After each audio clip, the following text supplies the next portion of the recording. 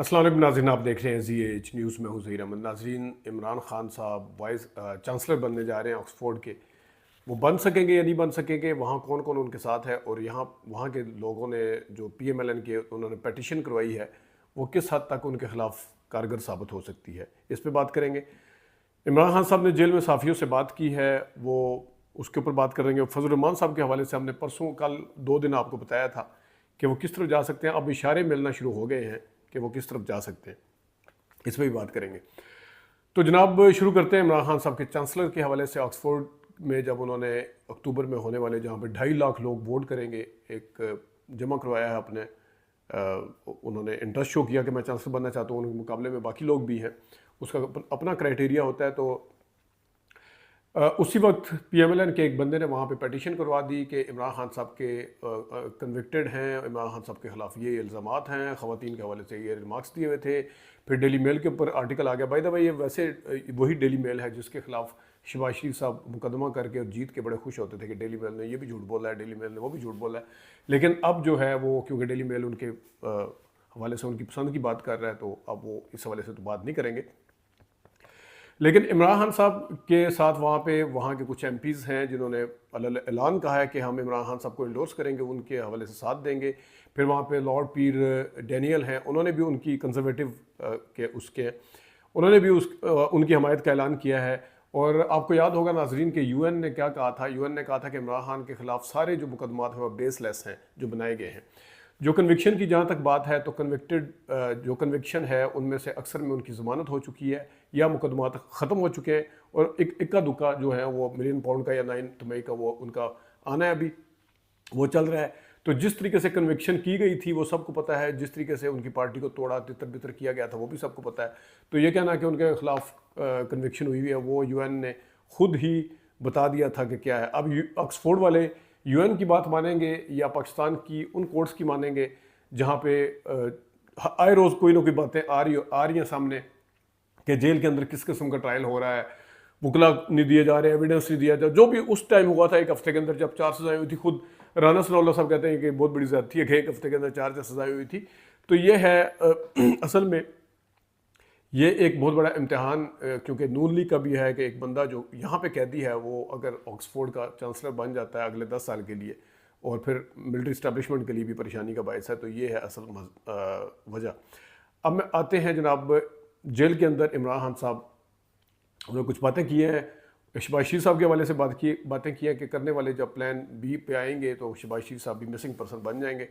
फिर उन्होंने अपने जो, क्योंकि कल से कहा जा रहा है कि उनको जेल में सहूलियात नहीं दी जा रही, तो डिप्टी सुपरिटेंडेंट जो है वो अकरम, उनको वो बकौल इमरान खान साहब के अगवा किया गया है। फिर उन्होंने कहा कि जैसे ही काजी फैसल सब जाएंगे 4 हल्के खुलेंगे और सारी हकीकत जो है वो सबके सामने आ जाएगी। नवाज शरीफ की बाहर जाने पे भी इसी से रिलेटेड मैं बात करूँगा। लेकिन इमरान खान साहब ने जो बातें बताई हैं और जो बातें की हैं उसमें वाज़ह तौर पर ये तो बिल्कुल कंफर्म है, अब तो सारे इस चीज़ के ऊपर आ गए हैं कि उन्हें जेल में उस तरह की सहूलियात नहीं दी जा रही या बल्कि सख्तियाँ बढ़ गई हैं।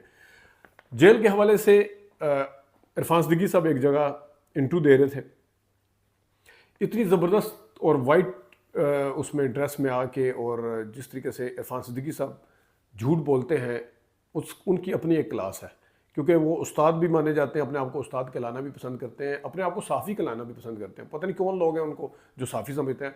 वो एक पार्टी के सेनेटर हैं, उनको पता नहीं कौन लोग साफ़ी कहते हैं। लेकिन बहरहाल उन्होंने इंटरव्यू दिया, उन्होंने कहा जी इमरान खान साहब जेल में हैं, इमरान खान साहब को जो सहूलियात दी गई हैं नवाज शरीफ साहब को तो दी नहीं गई थी, नवाज शरीफ साहब ने कभी मांगी नहीं थी, पता नहीं मरीम नवाज ने कर दिया था नवाज शरीफ। मैं पहले भी एक दफ़ा आपके सामने चला चुका हूँ जिसमें मटन के गोश्त 4 मुशक्ति उनको मिले हुए थे, सारी खबर मैंने आपको दिखाई थी। अभी ये खबर मेरे सामने है डॉन की, इन्होंने कहा जी आज तक कंप्लेन नहीं की, उन्होंने कभी शिकायत की नहीं। ये डॉन की खबर है, Nawaz complaints of poor jail facilities. ये देखें,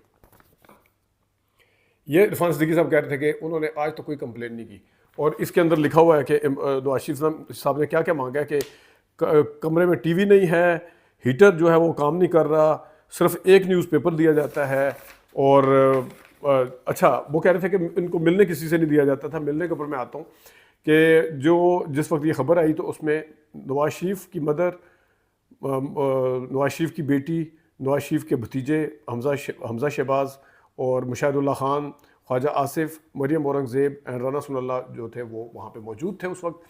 आप मुझे बताएं कि ये पहले 6 मिलने देते थे इमरान खान साहब को, अब 2 मिलने देते हैं। मैं अभी तक समी इब्राहिम साहब मिले हैं वहाँ पे। मैं आपको दर्जनों साफ़ी ऐसे बता देता हूँ जो नवाज शरीफ साहब से जाके जेल में मिलते थे। इमरान खान साहब से अभी तक एक साफ़ी मिले हैं, वो समी इब्राहिम है। उनको किस तरह इजाज़त दी थी गई थी, किस मकसद के तहत दी गई थी, ये मुझे नहीं पता। लेकिन बाकी साफ़ी आए रोज़ जेल सुप्रिटेंडेंट से और दूसरी जगह से जहाँ जहाँ करवाया जा सकता है जमा कि हमें इमरान खान साहब से मिलने दिया जाए। ज़ाहिर है उन्होंने अपनी प्रोफेशनल जिम्मेदारियाँ, लेकिन आज तक उनको नहीं मिलने दिया गया। वो 6 वकला या 6 वो मिलते हैं। इसके अलावा मैं आपको जिसने बताया कि पता नहीं कितने लोग थे जो उनसे जाके मिलते थे, और नवाज शरीफ साहब को हर किस्म की सहूलियात थी। वो मैं मतलब है कि जिन बंदे का सोच भी नहीं सकते वो भी मिलने गए हुए थे वहाँ पे। चले आप कहें ना, आप सारा आलम मिलने गए थे या सोहेल वड़ाई को, पता नहीं ऐसे ऐसे साफ़ी सारे गए थे, और इधर सिर्फ एक साफ़ी है। ये कह रहे हैं कि ऐसे। और फिर एंकर ने पूछा इरफान सिद्दीकी साहब से कि आप 2 मिनट के लिए अपने आप को हिस्टोरियन और सहाफ़ी समझें, आप अपने आप को किसी पार्टी का सेनेटर ना समझे, किसी पार्टी का रहनुमा ना समझे, और बताएं कि इमरान खान साहब निकलते हुए नजर आ रहे हैं। नहीं जी नहीं, इमरान खान साहब तो निकल ही नहीं सकते। इमरान खान साहब 9 मई किसी जगह आपको फील नहीं होगा कि वो हिस्टोरियन के तौर पर, साफ़ी के तौर पर बोले तो उनको क्यों साफ़ी के तौर पर इंट्रोड्यूस करवाया जाता है।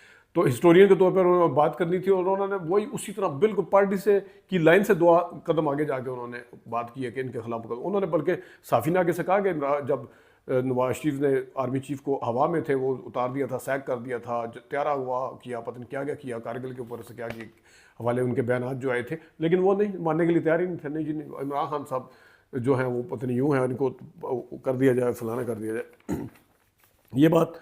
और दूसरा जो है फजलुर रहमान साहब पे आता हूँ। एक मैं बड़ी अहम इशू के ऊपर आता हूँ, भट्टू साहब की फांसी और इमरान खान साहब के ख़िलाफ़ जो मुकदमात हैं, इसमें क्या मुमासलत है, क्या खुदा न खास्ता इसी तरह की एंडिंग हो सकती है इमरान खान साहब की, इस पर बात करेंगे।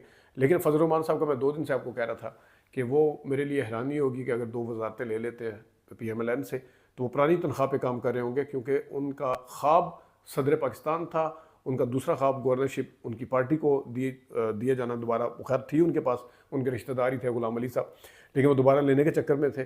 तो अब मैंने जिस तरह ये भी कहा था कि अपना मुस्तकबिल फजलुर रहमान साहब PTI के साथ अगर जोड़ें तो कम से कम KP की हद तक उन्हें हमेशा हिस्सा मिलता रहेगा, ये एक मेरा तज्जिया था।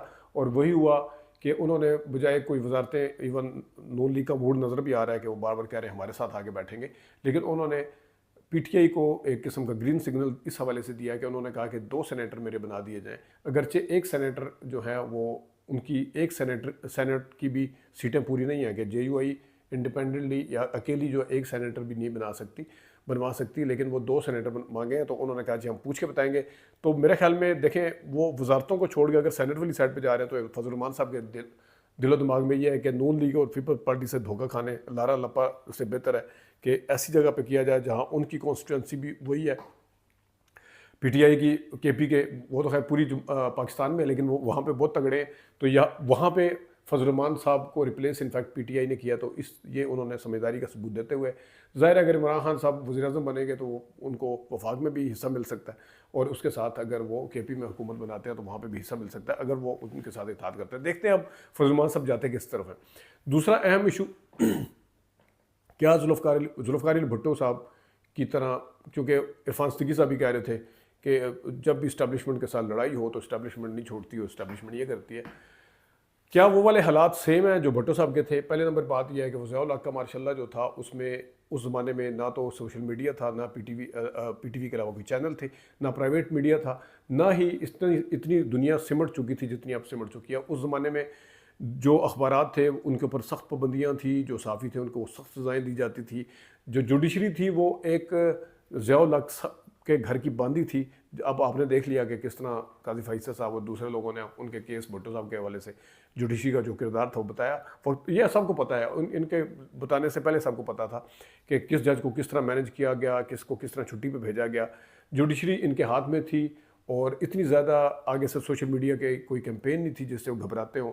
आज का हालात बिल्कुल मुख्तलिफ है। आज के हालात में एक तरफ पूरा सूबा जो है वो उठने का ख़तरा है अगर इमरान खान साहब को कुछ होता है या सज़ा होती है या इस तरह का प्रैक्टिकली कुछ करने की कोशिश करते हैं, और दूसरा सोशल मीडिया जिससे आए रोज़ DGI ISPR जो है वो रोज़ बता रहे होते हैं कि डिजिटल दहशतगर्दी फलाना फलाना, वो एक अपनी जगह पे हकीकत बन चुकी है, और जुडिशरी जो है वो इस वक्त किस तरीके से इस्टेब्लिशमेंट के सामने खड़ी हुई है वो भी आपके सामने है। तो इस तरह वो बिल्कुल मिलाना भट्टो साहब के साथ मेरे ख्याल में वो बिल्कुल वो वाले हालात और थे, अब ये हालात और हैं। वो 1977, 78, 79 में फांसी हुई थी जाके, आज 2024 है और आज के हालात बिल्कुल उससे मुख्तलिफ है। नाज़रीन, ये आज का वीलॉग था, अपना ख्याल रखिएगा। अभी तक के लिए इतनी इजाज़त दीजिए, अल्लाह हाफ़िज़।